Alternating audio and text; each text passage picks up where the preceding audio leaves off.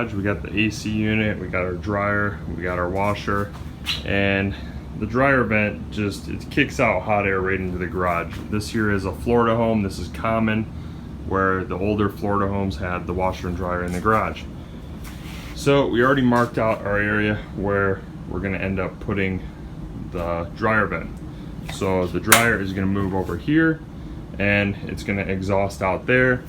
And the kit that we have for the outside is right here, so it has a nice easy clean out if we have to.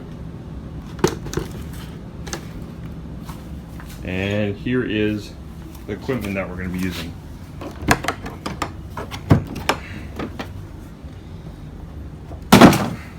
So here is a rotary drill. Then this here is the core bit, and we want to use a 4 1/4 inch core bit, and that's from the instructions for here, which says this is a 4-inch ductwork and they want you to do a 1/4 size over. So we're using a 4 1/4 inch core bit to drill this hole. So right here is the outside part, and the vent's going to be right about there. We want it a little bit off the ground so we don't get critters coming in. Although here in Florida we have a lot of lizards, so it's still going to be tough, but once you turn on the dryer vent, they're likely going to end up scurrying out. So, and that's if they can even get in, because the dryer vent has flaps. Okay, so the dryer vent area is going to be right about there, and we're going to go off from the inside and drill, and then likely come from the outside and drill through.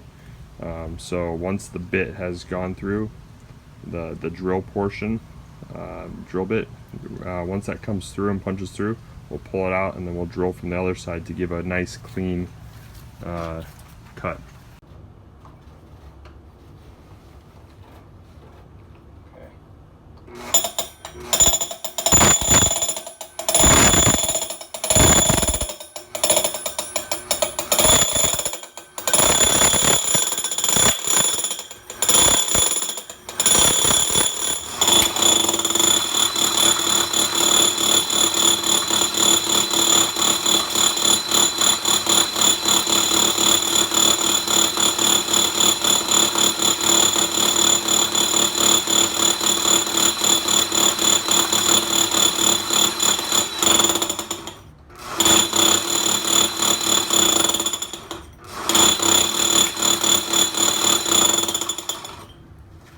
Okay, we're gonna see if we punch through yet.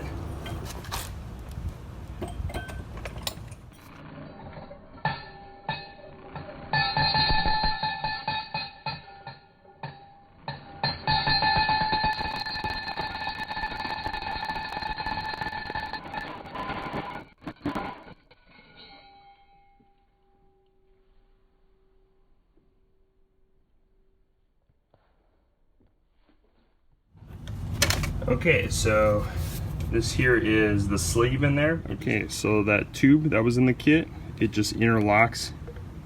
Okay, so that's what it will look like. And then when we want to clean it out, we just pop this piece open and we can clean it out.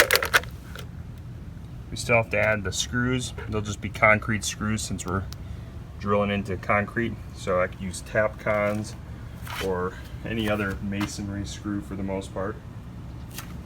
On this side, we have the spot for it to connect up to our dryer. So we can just use one of these here and just route it right up, or we can use one that's this material if it has an elbow joint. Kind of whatever works to connect up to there. And yeah, just gonna end up vacuuming up this mess, and we got a pretty clean install. Okay, next thing I had to do is I had to put an extended cord on my dryer. So I have an older dryer and it has 3 wires, and the plug is way back there, and I needed to reach around here to where the dryer is now going to be. And so I ended up, for like 16 bucks, I bought this new 10-foot cable. Most of them are 6 to 4, but this one's 10 foot. So it's pretty simple. Open up the back access panel. This was covering it. I take off the little nuts, match up the wires with how they're supposed to go, just 3 of them, and put on the new one. So I'm just gonna put the new one on. There's the orientation. Okay, so right here is that exhaust ductwork that goes through the wall, and then I have one of these fasteners sitting around it, and then there you can see the ductwork coming off the back of the dryer. We have our longer extension, a longer power cord. It's not an extension cord, it's actually just a longer power cord. And we're just going to slip this onto here and then tighten up that. And it will be ready to go and we can turn it on. Okay. Start drying. It's running. There you can see.